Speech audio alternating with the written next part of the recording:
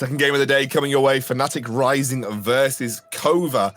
And honestly, I think, the predictions speak for themselves. Very few people, in fact, no one has gone for Kova in this particular matchup. But that's not to say Kova aren't a good team. It's just that Fnatic Rising do feel like they've hit their stride again. Now they've got pride back in the team. They're looking much more like the accomplished Fnatic Rising that we've seen in previous splits of the NLC.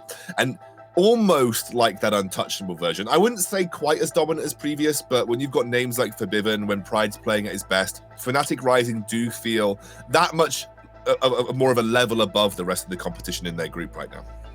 But I think that's the thing, is they're definitely performing well, and they're definitely one of our top teams, if not the top team. But I still kind of expect more. You said it yourself. They got Forbidden on the roster. They got Rux here being.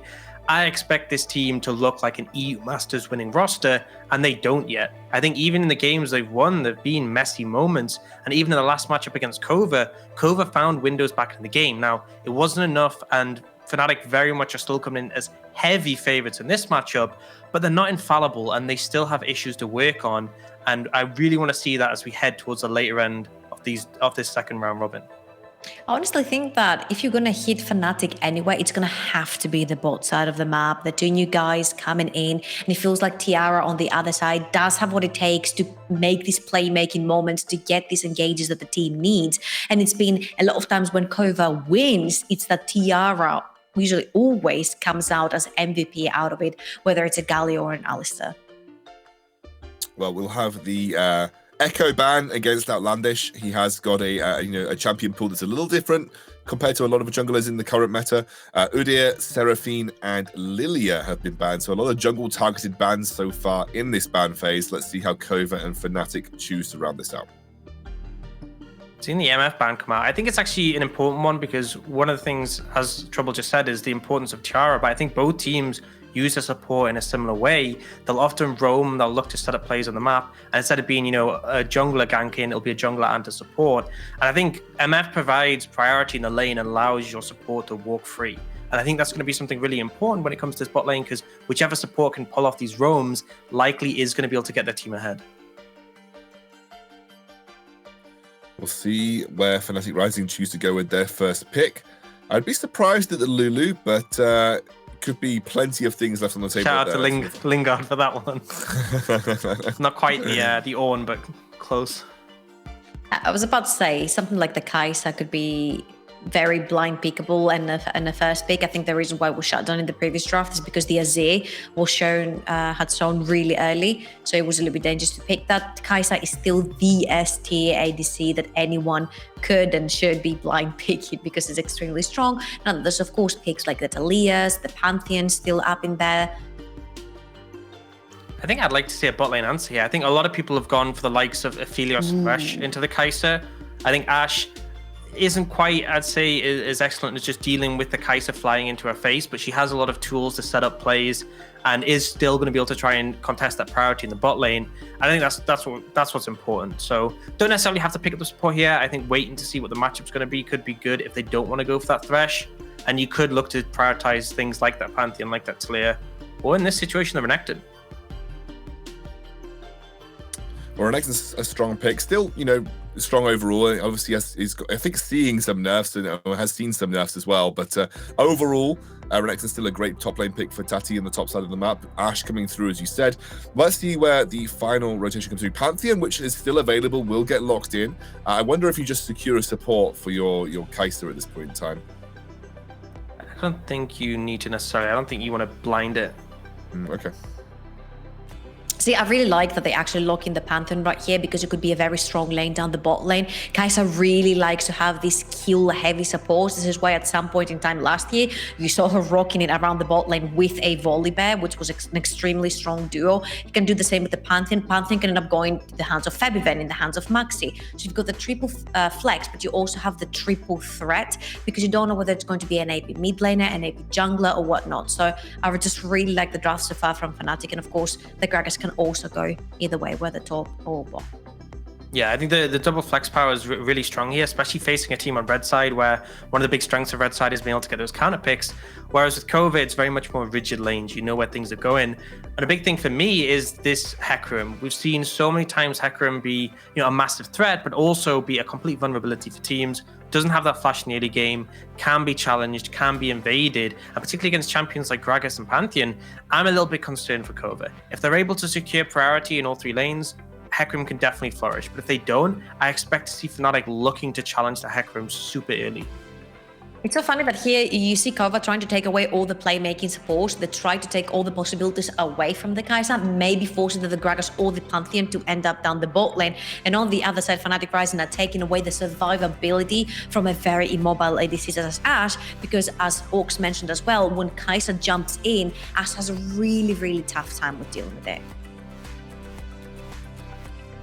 So the Rel gets banned finally. So again, targeting those supports. You said Alistair off the table also.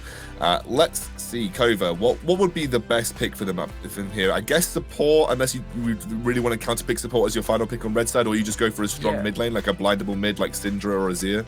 I think blindable mid. I think Galio is a great one. I think things like Orianna, Syndra would have also worked. But I think the bot lane matchup super important. Leave your support for counter pick. And also this just gives another tool towards Kova, able to move the Proca around the map and be a facilitator for the Hecarim. Like I said, Hecarim gets challenged early, he's going to struggle. Galio is someone who's great in those early skirmishes, as early as, level 2, level 3, and has the wave clear to hopefully move.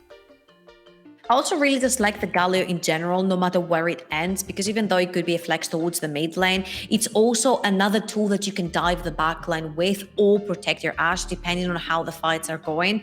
But this is going to make this significantly harder, right? Because the Ashe will not be able to approach the fights. The Galio will only have to jump in the backline with the ultimate, and it's gonna get a little bit tougher. Azir is one of these champions that's very obnoxious to deal with, especially when you're in really small choke points. So we'll see how Snurmy on this Ashe are gonna be dealing with it.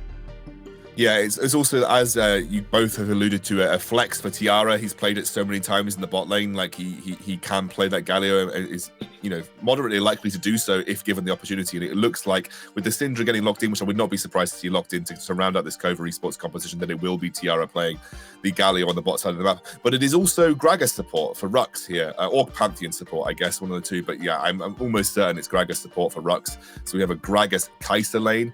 It's going to be Maxi playing the Pantheon in the jungle. And now we have our 2 compositions rounded out. Now, I want both of you just to have a brief closing thoughts on these compositions. What do you make of our 2 rosters, and who are you favoring coming into this? So I think I'm going to be favoring Fnatic because obviously coming in stronger. I think their composition has a lot of early tools, but it also has the scaling that's going to kick in later on. I feel like Kova are on more for timer, and if they don't match the pressure that Fnatic offer, I think Fnatic just sweep this. This is where I wanted to say that I like Kova's composition more, because I am a huge Renekton fan, especially when he hits the gold drinker power spike, which means a lot more pressure around the dragons, a lot more pressure around the mid-game objectives. Syndra really shines on that one mythic item as well, same as Hecarim. Ashe with a lot of poke, and then Galio being able to join the backline and give all that space that Ashe needs in between her and the opponent team's carry. So yes, I agree 100%. Kova is on a timer, but if they do hit it, they have a really strong composition. Yeah, I think Kova have drafted a relatively strong comp, as you said. My eyes have just got the Fnatic blinkers over them, unfortunately, in the sense that it doesn't matter what comp you've drafted, you're still going into Fnatic, who arguably are just the better players on paper. But again, Fnatic have lost, clearly, so have Excel. It's very clear that the Academy teams are not playing at that dominance that they were previously. And Kova have been... Pride is on 100 win rate, right? Yeah, Pride is on 100% win rate. You're correct there. Once Pride's been back in the roster, is 100%. But look, I'm dilly-dallying too long here. I'm going to hand it over to our boys to get into the cast. Thank you, Excantrel. Really enjoy it when you dilly-dally. Hello. We're getting ready to go into game number 2. What does that even mean? I'm going to do a bit of a cop-out here, because I actually agree with Trouble. I really like what Kova's comp I've got together. Like, taking the nameplates off, I'm like, wow, Red side have a really nice comp. But then you put the nameplates back on, I'm like, wow, Fnatic have a really nice comp. Like, it's actually, it's really hard. And I hate kind of having to judge it like that. But honestly, like the desk was saying, Kova's comp's great if they can keep pace with Fnatic, but you got to keep pace with Fnatic. That's hard. Yeah, and here's the other part that Astia obviously this time opting in for the execute as well, so he doesn't mind trading out with longer extended trades against Proga as well. So he can win out on some of these trades because you just haven't really been able to go for the electrocute on Syndra yet. You really need that face rush. You benefit from the mana flow band as well, so you can kind of have that priority there as well. Pride on the Nav will be able to get the priority against the Renekton as well. So this is where I see the problem is that, yes, you got great engage and pick potential with Kova. The problem is here that you need to be able to pull the trigger, and for that you need priority. So if you're able to continuously have the priority for the lanes of Fnatic, and you have the global Pantheon as well, so you're never really safe if you try to push too far forward after 6. That's where I get kind of worried. So yes, I can see why you could be favoring Kova, but I actually agree with Orcs here. I am on the Fnatic draft, nameplates on and off. Alrighty, well, bit of agree to disagree on that one, my dude. As they'll start this off, Maxi's gonna start on his chicken camp, get himself some nuggets, and then head out towards that red side, pick up the red buff. And both of these junglers, actually, wait, hold on, Maxi's invaded. I am such a donut. Oh my lord. So let's do this for a job. I would excuse you and said you had UKLC Super Week, but you weren't even on half of that. So. Yeah, I did yesterday. I missed 2 of the days. God damn. Me talk about game. Me do that. I want to see if we get this split map because it doesn't look like we're opting into it. As you can see, Maxi's just pinging down on his own red side, so we're not even getting a split map. We're just having a look at. Ooh. Yes. Having a look at Maxi actually gain. Sorry, I wanted to see if that actually panned out to be something. Should not stop. But yeah, you are going to get 3 buffs onto Maxi here as well. With the priority and the top side, it's hard for Outlandish to even go into the blue side for himself. It's hard because Proga is being shoved in by Febivin as well. So, as I said, once again, yes, this comp can look really nice. The problem being is, it's so hard for you to get priority. And with no priority, it's hard for the Hecarim to flourish, and it's really easy to be Maxi right now. Like, you don't win against them in these duels just because you need to constantly keep in mind that the laners can be there before your own laners.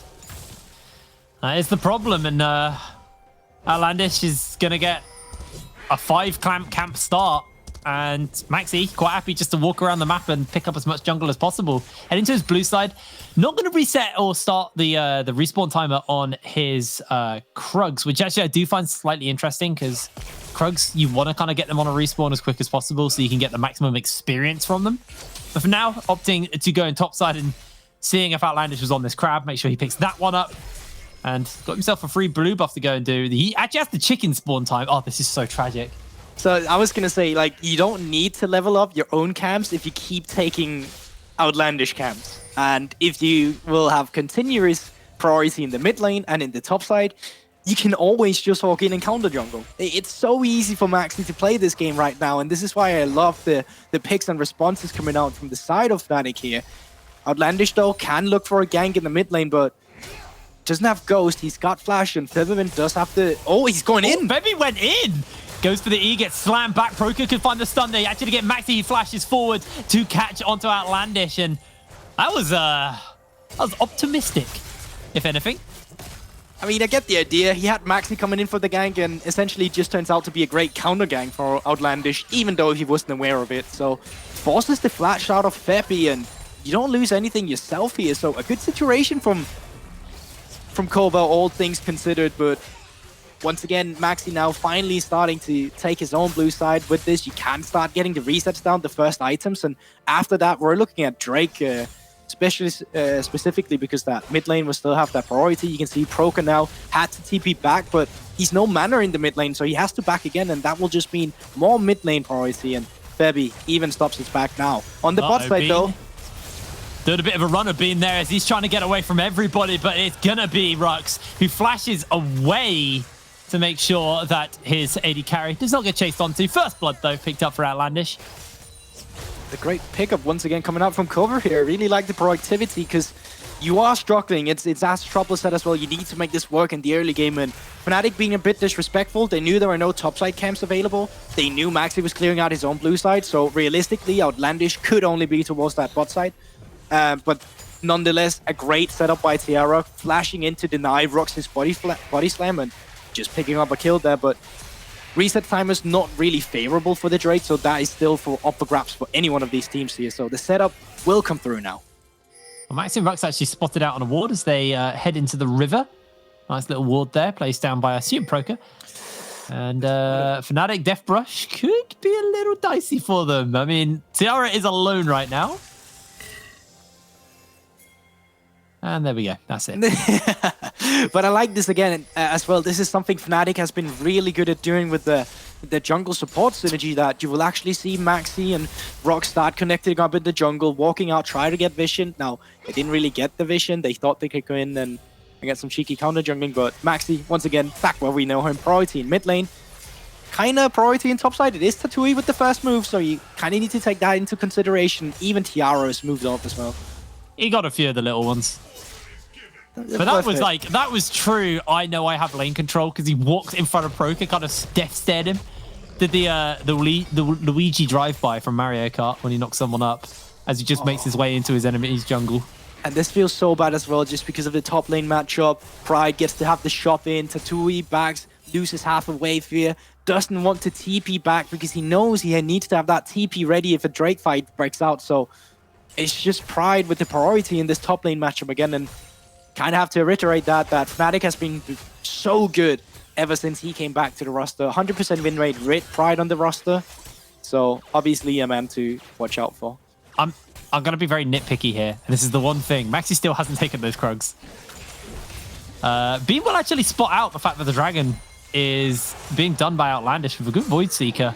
There is no one really in the area. Maxi does have Grand Starfall, but he would flop himself in the middle of free. Although, looks like members are coming by. The Grand Starfall getting looked to start it up here, but Kova will get that Dragon and make their way out. And now we have to look for the cross map. What can they get on the other side of the map? He's coming in to try and get the Rift Herald, or not the Rift Herald, but the red buff. And at the same time, Tatui is being shoved in on top side with a stacked wave. So you need to be careful of a dive potentially up here as well. Renekton though, with the ultimate still, with the Rage Bar and Flash Up, I don't think it's going to happen. No, I don't think so at all. Probably just going to take that, pop his way over towards the Rift Herald, and that should be picked up for him there. As Febby takes a nice little combo from Proker. We'll chunk him out somewhat. And yeah, Maxi is going to start at this Rift Herald. Outlandish will be on this side of the map thinking his red buff is probably up. So maybe tries to contest. But realistically, Featherven does have lane shove. Pride has lane shove. So this Herald's pretty much a freebie for Fnatic. Here's the interesting thing, because of the timings of how Maxi cleared, Featherven haven't actually gotten blue buff, while Proker does have blue buff in the mid lane. So it's very curious to see that Featherven is actually the one shoving in the whole time when it's Proker that kind of has that infinite mana going on behind him. But once again, Fnatic playing really well around the top side pressure. Maxi for free, just getting that breath off. Oh, well, he traded that for Drake, but Rift Herald just for free out of the sheer pressure we see coming out from the lanes. Yeah, and I mean, Featherven had to burn all of his mana to keep that lane shoved, and now he's going to have to go for the reset. Got the Merc Treads, pretty much standard stuff into Syndra. Need that tenacity and the magic resist to kind of survive her, especially post 6. Syndra, though, big thing is Proker closing in on that level 9 mark, and that's when you'll get your Dark Spheres upgraded to get the extra damage on that. So we'll start to hurt a little bit more soon. And luckily for him, it is going to be around that second Drake. They already picked up the first one, and I would like to see Fnatic transition that pressure they're gaining through the top side into a tempo play, either utilizing the use of a Herald, getting it done in the mid or top side, just to get the snowball ahead before the next Drake, so you can actually have some tools around to fight for, because realistically speaking, these AD carries are not live yet, and you might find more effectiveness out of the arrow coming out from Snurvy just because it's an engage tool. Yeah. Here we go. Actually goes for the slam in. They got the Dominus, they got the Grand Starfall. Tatooine pops the ulti, but it's not going to be enough. Maxi secures the kill. Beautifully coordinated tower dive from Fnatic. Yeah, they made it tense. They're definitely playing around a bit there. Took a bit of a time for Maxi to come in with the Grand Starfall there, but essentially they do get the turret either way, and this is exactly what I wanted to see out from them. Play around that pressure you have at top side. Actually make use of the matchup and just make Tatui's life hell. This matchup against Gnar is only going to get worse and worse on the side lane. Febby though? Nah, just Febby. Charge drifting actually of ran there. out for Outlandish. Is the Ghost Tech Room? Sorry, is the Flash Tech Room? So maybe with Ghost would have been able to close the gap in time. You know, the shoulda, coulda, wouldas, aren't they, really? Yeah, I was gonna say, I mean, no Ghost essentially. So yeah, even with, like, the Flash is, I think it's because he's playing against the Pantheon and he was afraid of being counter jungle. So with Ghost, he would be able to be run down. On the replay here, Pride knows he has Maxi in the background. It's just so easy for him to get in and actually get that now ultimate, and it becomes a bit close here. Pride forced to flash out. I think there is a scenario where you could have timed it better and you didn't have to flash, but in the end, you do still get all the plates, the first turret gold, and obviously the kill onto Tatui. So Pride being in a really good spot here. Yeah, I think Pride's okay burning his flash for everything he just got there. Yeah, I mean, pretty good trade for him. Oh, the camp's finally gone down. The Krugs have finally been taken by someone on Fnatic. I'm not sure who took them. it wouldn't surprise me if it was the bot lane, just because Max has been having so low proximity around that bot side of the map. But Pride? No. Has to be careful. TP is up for Peppervin if he wants to join the fight. Yeah, going to be able to hop, skip, and jump away for the moment as he gets feared up. They're actually waiting. There are no teleports coming in. Pride may just lose his life here, and that will be Outlandish finding his second kill. Fnatic not even willing to burn the teleport. They're just going to look to opt to push the pressure on the other side of the map and pick some plates up here bot side. Yeah, I think Pride just thought that there's no way Outlandish is going to be up here when there is 40 seconds onto the Drake spawn, but with the kill, they can still get the reset through. Pride will lose a lot of farm here because he can't TP up to this top side, then he's going to be at a TP deficit for this Drake. So all in all, a really nice pickup before this Drake from Kova. Just because you will get the kill, you get the pressure, and as you can see now, Pride not even wanting to TP back. He's just going to lose farm and a bit of XP here. So a nice way of shutting down the tempo that Pride essentially got from that play. He's still ahead, but, you know, it's something. Fnatic's bot lane are resetting at the time of this Dragon, so it looks like Fnatic may not be that interested in going for it. Looking like they just want to get their items. Maxi also reset to finish up the Gore Drinker. The pings are coming down, and now Fnatic are making their way over, but Febi's going to get his base cancelled, and I think with that, that is Dragon. There's no way Fnatic just didn't want to contest it. Yeah, it's just over. Late reset, Mythics are not there. Even Snurmy have the Kraken Slayer now, and you have no Mythic onto Bean. And Febi, I thought the idea maybe for them was to get him back, have the TP, and then you would try and contest it. But with a great cancel from Proco, it's just a second pickup of the Drake here from Kova. Oh. Uh-oh. Snormy getting flashed onto. Lockdown. Bean slides into his DMs, and it's going to be Rux to finish up the kill. Blue buff's going to get stolen away by Fnatic. Poor Outlandish has had 2 buffs this game.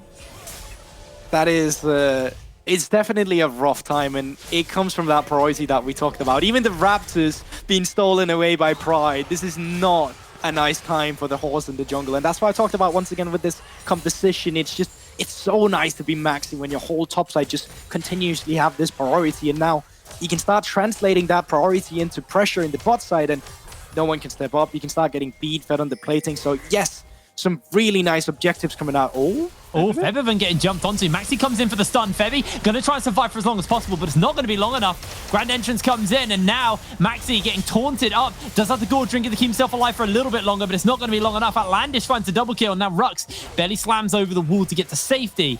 Fnatic being pretty disrespectful here to Kova. And once again, it's just like Kova finds these ways back into the game through the picks and the movement around the map. This is what they've gotten their victories on. This is what they're so good at doing.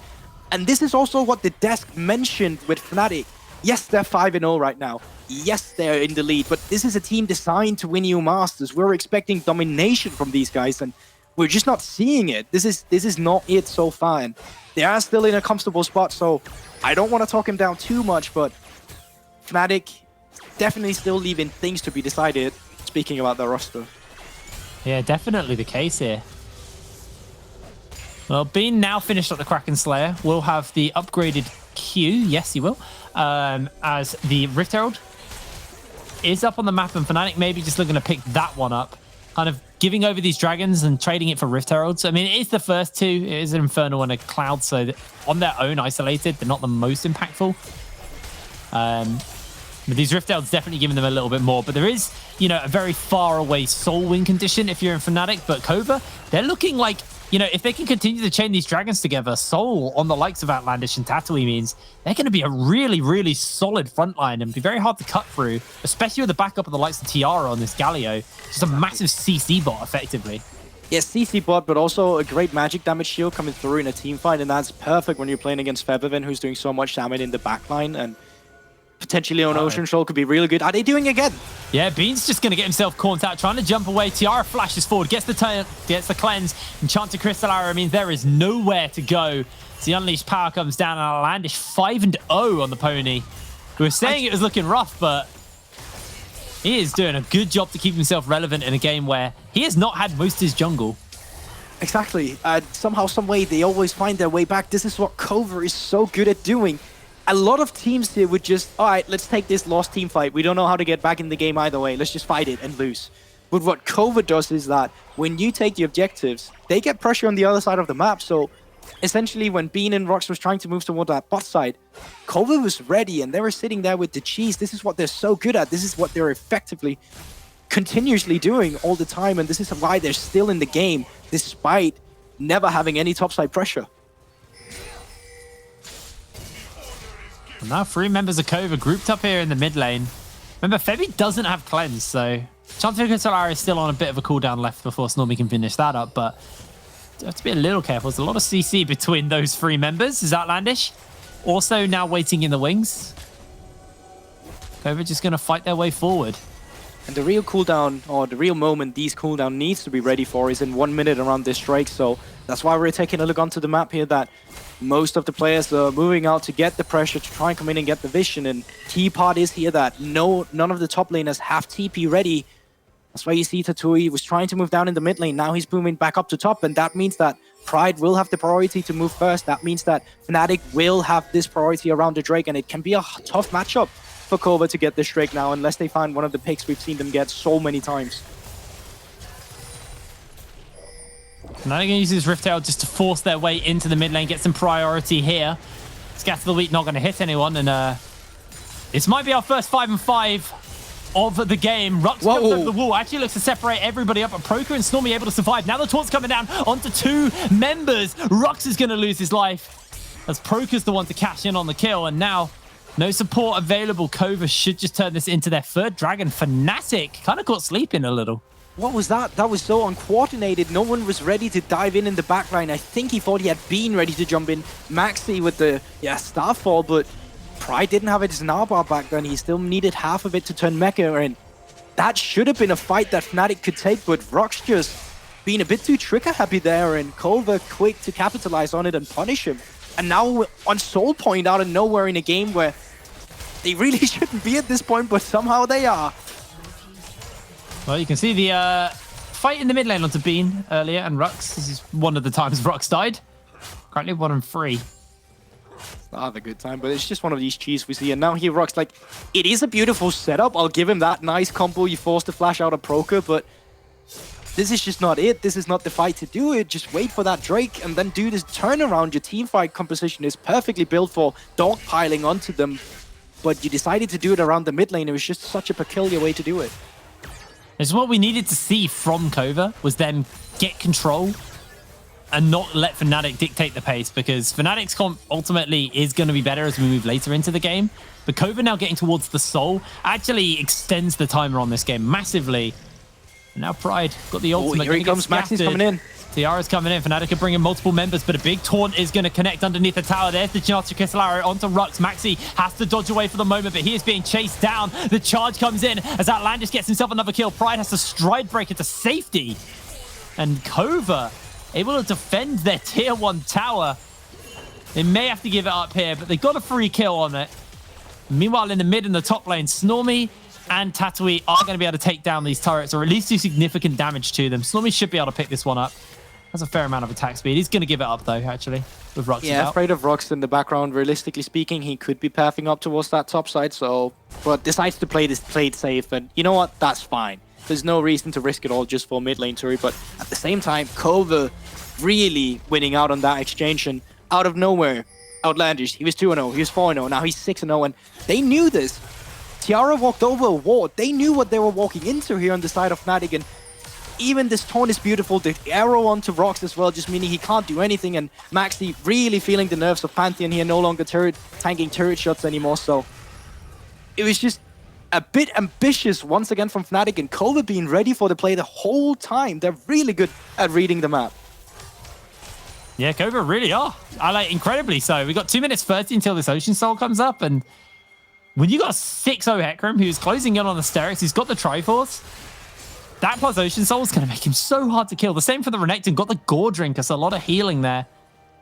And no one is willing to dive into the Grievous Wounds yet on the side of Fnatic. They're so desperate for getting the second items before this fight that we might not even see it, but realistically, one of them should. Like, you really, really need some Grievous Wounds. Also, if you lose this Soul, you're against Ocean Soul, those Grievous Wounds are going to matter even more. It's like priority number uno towards that next objective. Now, one thing that you have to keep in mind is Fnatic do have a very, very quick Baron. Azir plus Kai'Sa, actually nasty. Especially when you got the Liandry's, but it does feel like it's a little bit of a ways away before Fnatic can even think about doing that. And Kova, on the other hand, you got a Kraken Slayer Ashe, you've got the very, very fed Pony, and if they get Ocean Soul, they can basically indefinitely Baron dance because they have just enough regen to start it and move away. Yeah, for sure. You can't let them get that Ocean Soul if you are Fnatic. And with 1 minute and 20 seconds until it spawns, we will see the priority being given by Kova towards that bot side of the map. But right now, it is just Fnatic's. You can see they have the wards around it. It's basically their area, and they have the minions pushing this whole time. Now, with the reset coming through, that does leave open a window for Kova to walk up towards this mid lane if they want in and get their own ones. But obviously, they need to get their own resets through before this fight. And once again, that means Fnatic will have this priority, and they should be able to take this side if you're Fnatic. If you're not, I don't want to say into it again, but if you're keeping your cool more this time. I mean, you can say it. It's fine. Some of these engages have been questionable. We take stock of actually where we are item-wise just before this fight starts. Hurricane now finished up onto Stormy. Proker's got the Archangels fully stacked. Stopwatch picked up for Outlandish, so you can tell that he's ready to fight. Tatooine has gone for a reset, hasn't quite got the Sterex, unfortunately, for himself, so a little bit of survivability cut away from him. And with this turret up, it actually does just slow Kova's advance into the area. And that's actually really big for Fnatic. It is slowing really big. Kova down from getting close towards this dragon as it spawns up in 10 seconds time, and that tower may just be enough to stop Kova from even getting close. But at the same time, I feel like you are in a spot where, as Kova, you don't mind walking up and having one of your frontliners face shake. Critically, there is no Executioner or any Grievous Wounds on the side of Fnatic, so this Renekton can stay relatively healthy towards it, but great zoning coming through from the rest of Fnatic, and Pride on the flank here. Yeah, he's looking for it, but Outlandish looks to jump in onto him, tries to get himself the slam back, but it's not going to be big enough. There's a big cast to spread the fight apart as the Galio exits the fight, joining onto Snormy. Tatooine able to jump away as well as he flashes to safety, but Bean able to collect in on the kill as now Outlandish next up to be fired away as the Grand Starfall gets used by Maxi. Fnatic get the inside track onto the lane. And with that, you deny the soul. You get 5 extra minutes where all you're doing for Kova is just waiting for that. But at the same time, that means Kai'Sa gets to scale even more. Same for Featherwin on this Azir. And if this Baron goes down, well, then we're probably looking at a Nash's Tooth as well coming out from Featherwin. You kind of need to steal this or else you're in a really rough spot. Outlandish, no vision. They're coming in for the taunt. They're coming in for the fight. Febi's looking for Snormy. Snormy's going so low, but he's out of the fight. The Baron is stolen. Kova, make the miracle happen. A teleport coming in, and that might be a little bit too much. Taunted into the wall, smashed down, and Proker will lose his life. Only 2 keep the Baron. You know what? Outlandish is a hero, but you did not have to die 3 members for that, and specifically not that teleport as well coming in from Proker after. That seems a bit miscoordinated there, but great steal from Outlandish that really keeps them in this, and it looks like we start the fight here, but the pressure. Pride is in the background, and they have full intel on Costas, so they try to turn on him, but they just don't have the damage to shut him down yet. He flashes out, and then they're just too split off. You can see they're not willing enough to go for this fight.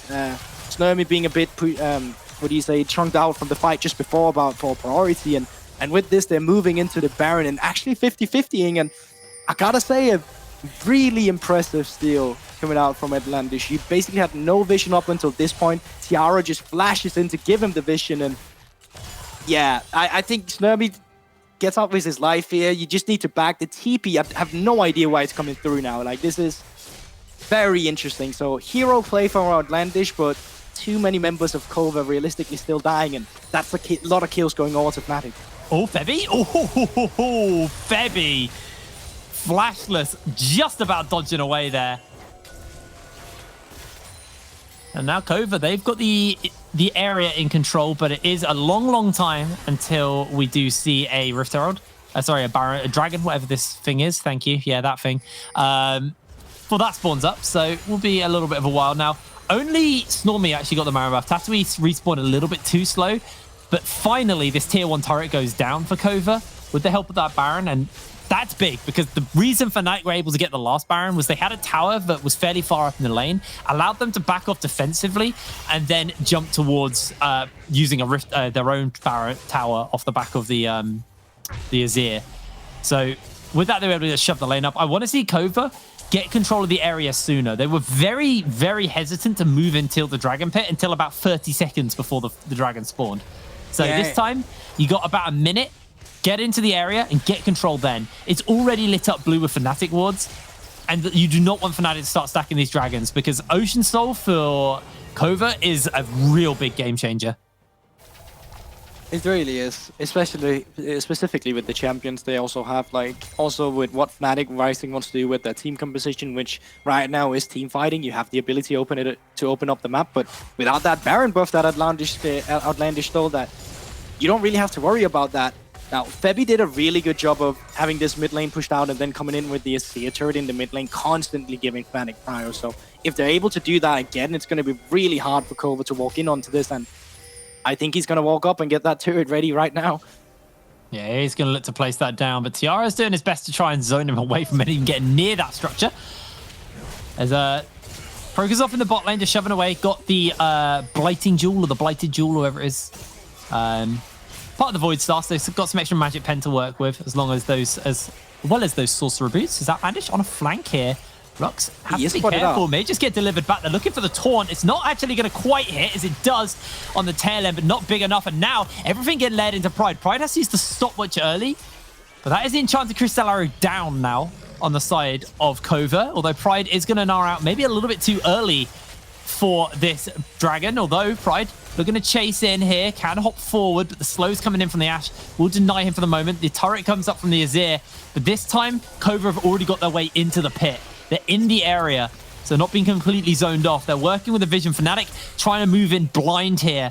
There's a lot of poke coming out. There's a lot of things you have to dodge. Outlandish still got the charge. There is a ward inside the pit, so Fnatic will at least see when they get started. Continuing to layer the damage into Rux as he is slowly but surely getting poked out here. Dragons are already been started by Outlandish, and the Grand Starfall's coming in. They're looking for the fight right now. In the middle of everyone, Tiara gets a big taunt off on the fort. The charge comes in. The Galio is big, and Proker's already going to lose his life to Tiara. They're trying to zone away for the moment here, and Kova continuing to fire away onto this dragon. Outlandish inside the pit. Pride is about to gnaw out. Can they get the taunts off in time? The dragon is secured. The healing is going to be big. Featherman's going to lose his life. And Kova are going to wipe Fnatic off the map. 4 members of Fnatic go down as Kova get the soul. I can't believe what I'm watching right now, and they're doing it so well from the side of Kova. They're playing beautifully around with the ground. You constantly see the slow coming out from the arrows with the Ashe, and then being followed up by the damage for Proker, who's landing the easiest Cinder Qs of his life. And I mean, that was just a beautiful setup here. Also, Proker coming in with the best 3-man, maybe even 4-man stun you could get there. That just was so easy for Outlandish to come in and get that Drake. And with this now in mind, with the Elder being the next objective, you gotta feel confident as Kova here.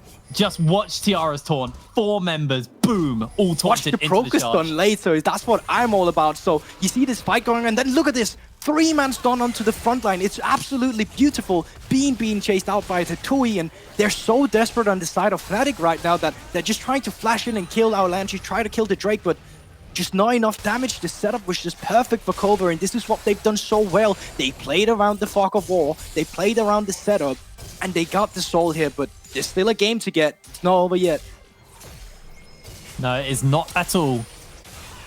But it is definitely now starting to look a lot more comfortable for Kova. There is obviously the scaling we talked about. With the fact you got the Ocean Soul, though, it just makes life so hard, even with the scaling, to cut through the likes of this Galio, this Renekton, and this Hecarim. You got Sterix on both the Hecarim and the Renekton now, as well as the Gore Drinker on the Renekton. The stun is gonna land. Not really gonna have too much follow-up. Pride about to gnar out, so you need to be a little bit careful of that one. And actually, Pride looking for the slam here. Snormy remains untouched for the moment. The Tiara jumps in onto the front line. There's a massive slam back as here comes the Galio. Fnatic getting zoned away. Pride's hellfire is just a sliver. And Kova do answer out. Nobody dies yet, but it was close. And they just take no damage. Like, even Febby trying to hit Tiara, they're so hard for them. Tiara with the flash. Man stun. They're looking for the fight. The teleports are coming in. Febby sends everybody back. And now Bean's going to look to try and drive him forward. Tatooine goes golden in the middle of the fight as he will lose his life. Febiven takes him out. Kova finally losing a member. Oh, but that was almost so beautiful, but not taking into the account here. And beautiful disengage rate. Maxi, he's jumping in. Yeah, they are looking for the taunt. They do actually get the stun into the belly bop. That's going to be the shutdown already picked up. Members are dying left, right, and center. Double kill onto the Pantheon. Kova, it was going so right, and it's just gone wrong. Snormy has to flash away to safety just as the Baron spawns. Kova only have 2 once again. And I also think that there must be so much pressure if you are Kova right now. You know you had the Ocean Soul. You know it's on you to try and close out the game here. So they're trying to get every pick they can. And it was a beautiful flash from Tiara, but an even more beautiful disengage from Febby. Just knocking back 3 members. And with these kills, they're going to be able to pick up this Baron. And that's going to push this game to back into the Fnatic's favor. You are still dealing with the Ocean Soul, but if you can't make these fights work, it's going to be so rough for you with Kova here. And look at this from Febiven. Absolutely beautiful with those 2-man being knocked back, and that's just the front laners out there. You have the perfect fight from Fnatic there. You get to kite back. As soon as that's done, you just kill the rest of them. Maxi coming in here, it's just as easy as it looks. Yeah, there was just no time for Proker to react as well to that instant stun from Maxi. At least Stormy held his life. He's finished up the Infinity Edge. There is a GA now on Outlandish, and Tatooine also getting closer towards his GA. But Baron on Fnatic means that Kova, at the least, are just going to have to play this a lot slower. But Fnatic can just continue to siege if they need to. And here's the thing with the Fnatic composition as well, is they do have access to a Pantheon ultimate, which means that you can allow having a more split map just because you will always be able to move first, get that man advantage, and, you know, with that advantage, win out on the fight or try to get these turrets. So you're under a lot of pressure on the side of Kova now, not only just in terms of losing the game, but just the pressure on the map that you're dealing with, the mentality of having the Ocean Soul but not being able to close it out. It's going to be really tough for them moving forward. They need to keep their cool, need to try and get those picked that. We've seen them just get 11 off so far, and if they can make that work before the Elder Drake, maybe that's the final push they need to take this game. But Fnatic now, still in a dominant fashion, having all the pressure on the map, which means they have allowance to all the vision in the jungle, which means they will have all the pressure for the Drake. So it's not an easy task for Kova. Maxi was looking for Tatooine there, wasn't able to find him. This tier 2 will just fall down as Pride slides in forwards to get the auto attack off, and Baron's still up for a fair amount of time. GA not available on Tatooine yet, and I think once both the GAs are on Outlandish and Tatooine, that's when no Kova might go for the go button. Although they may look for it now, as Outlandish will get spotted out by the Void Seeker. It's definitely a very aggressive posture, and less than 1 minute for this. Well, it's not even an Infernal Drake, it's an Elder Drake that you need to be careful of. And Baron buff still active for 40 seconds, so you're gonna have that while this Infernal Soul, or I don't know why I keep calling it Infernal, but this Elder Drake is gonna go down. And we saw that they had issues trying to get into the Drake before Fnatic or Kova when they tried to contest the third Drake, and they're gonna have a harder time now that they're up against Baron. Febby coming in with a TP, he finished up his Morellonomicon, and Maxi in 3 items as well. Kai'Sa and Bean here 3 items as well, and you have the items on Snurvy to match those 3 items. You have the potential to do a front to back, but you need to get into the pit first, and Fnatic is not allowing that for them. Yeah, Pride taking a little bit of poke from Proker, but nothing really substantial as the Dragon's getting started up. Febby and Bean will be able to take it down quick. And Maxi kind of just playing bait here. It's so low. Outlandish trying to make his way forward. Snormy trying to kite, but the Elder has already been secured for Fnatic, and the slams are coming in. They're looking for the fear onto Pride, but Pride is going so low. The Galio slam onto Rux for the knockup, and Tatui has to flash away. That's going to be Rux getting the kill onto him as the snare, the stuns, the unleashed power. Febby going low, but not low enough as Kova able to get a kill onto him. This is still down to Snormy. This is still down to Outlandish, and it looks like Kova for now are going to try and keep this one going, but Outlandish trying to see if he can find a turnaround onto Pride. Will just be able to take him out as the Gift of the Elder will secure his death. The resurrection's going to be big, but it's not going to be big enough. Bean and Maxi able to find that last kill. It's a 3 for 3. But you see the work of the Ocean Soul there, even with the Elder Soul on Fnatic, they're not able to just clean it up. They're still taking losses in this, and Maxi being a bit too far forward here, being caught up by the arrow, but Fnatic will still secure that Drake for themselves, and we go back into the fight. It's beautiful Nara engaged, but Pride still being taken down. And look at Tatui, how long he stays alive before falling down to the burn of the Elder Drake here, and they're still taking this fight. Proker with a beautiful engage again, but look at this Q and stopwatch. It's these small things, it's the micro still from Kova that's keeping them in this game. They've probably had their best individual game I've seen from them all season as well. Yeah, remember, Kova right now, they are 2-4 in the standings. This is versus a tied team in first in this group.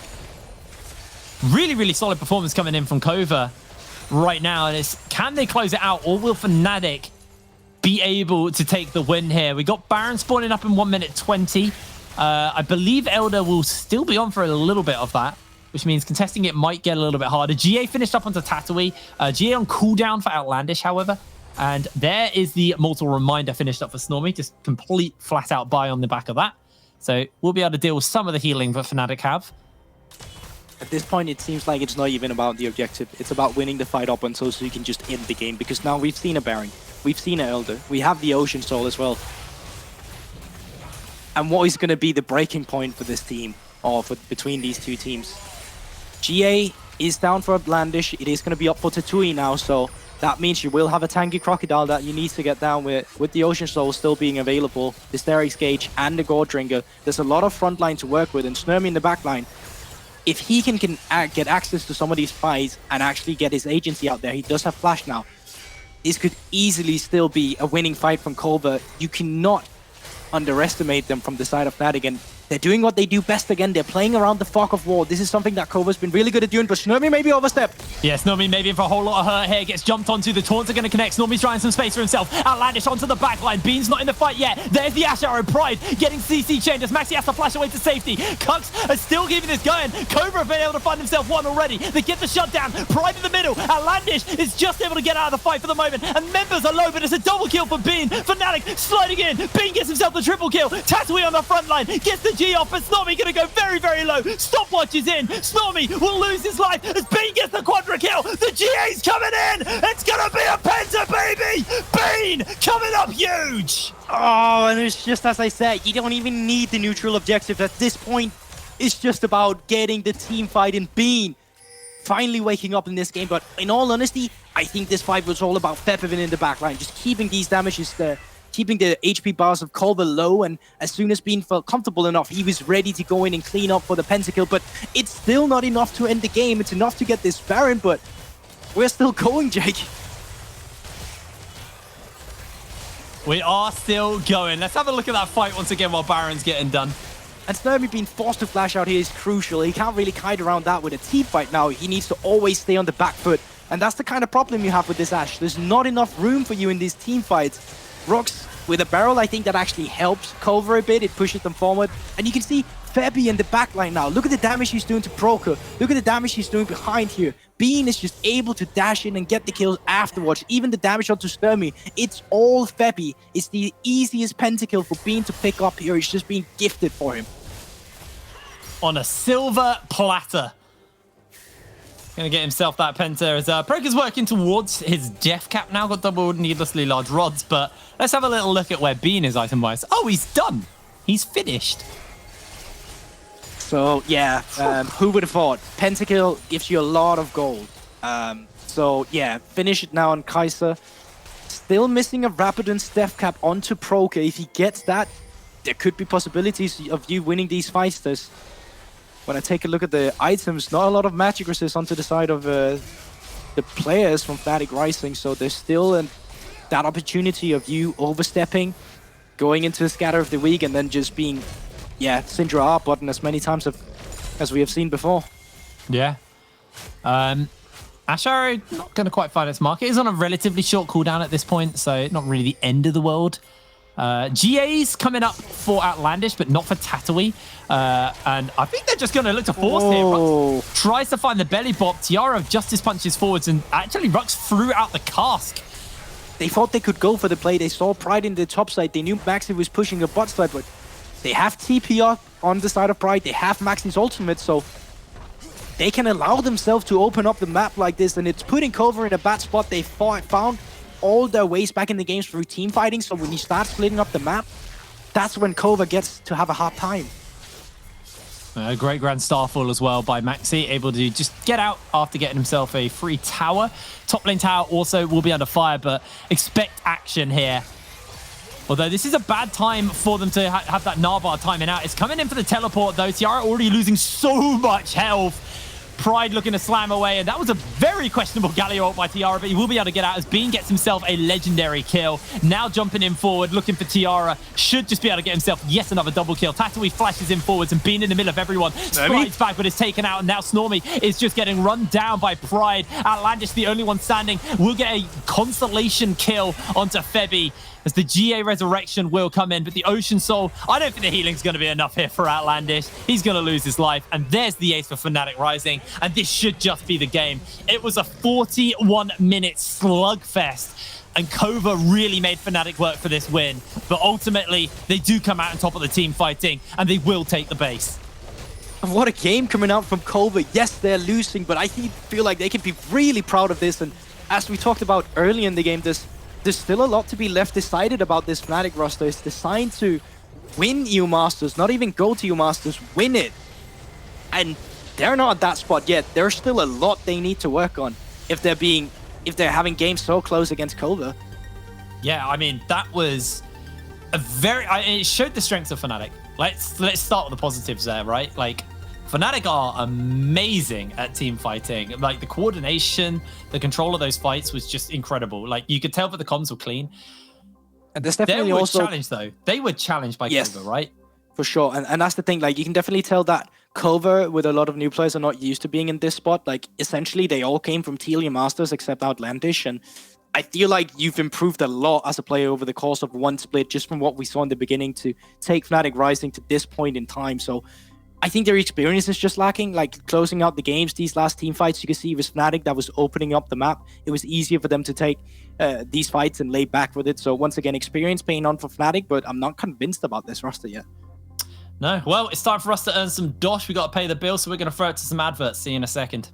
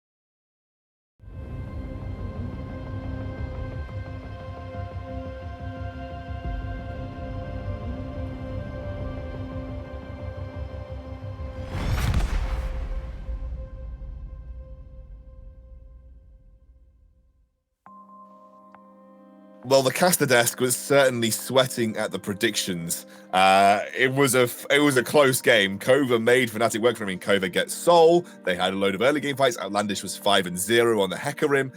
It was a very, very good game from Kova. They just couldn't close it out. And as you said, Dan, and I think both of you correctly pointed this out, the later the game went, the tougher it was going to be for Kova to actually close the game. And we kind of saw that play out. Now, I'm bringing Professor Trouble in for our analysis segment today, and I think most people are kind of they're going to guess the clip that you wanted to highlight here, Trouble. But let's walk through it. And it's for very clear reasons, right? This is right after the Baron has been stolen. Everything has it's all dissuaded, right? Everyone has gone back to the mid lane. They're trying to fight, and Fnatic sees an opening here because the Renekton is up in the top lane. Shapes, right here. The Renekton is up in the top lane, which means that the majority of Kova are bunched around mid lane. And Fnatic sees the opportunity to try and engage. So they pull in the Pantheon ultimate and grab Snurmy. Now, instantly, if you look at the backline, you see that Outlandish, together with the Renekton, are trying to come in for a flank.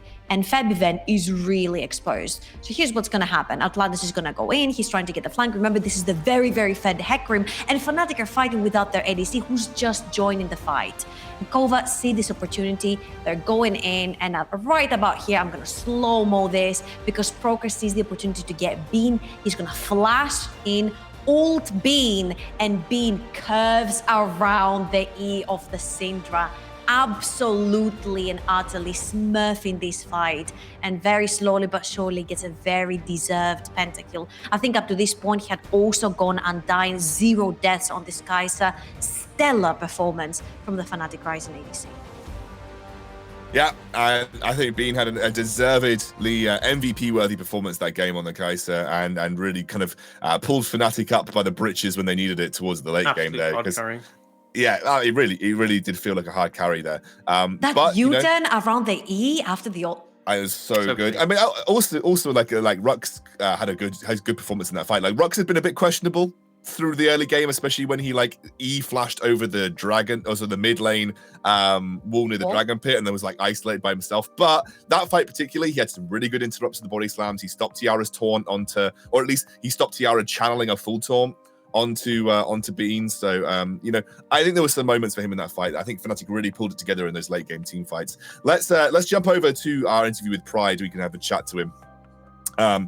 Pride, I mean, Kova, they made you work for that game. What went wrong in the early game for you guys? Like, why was it not as clean as you would have wanted it to be?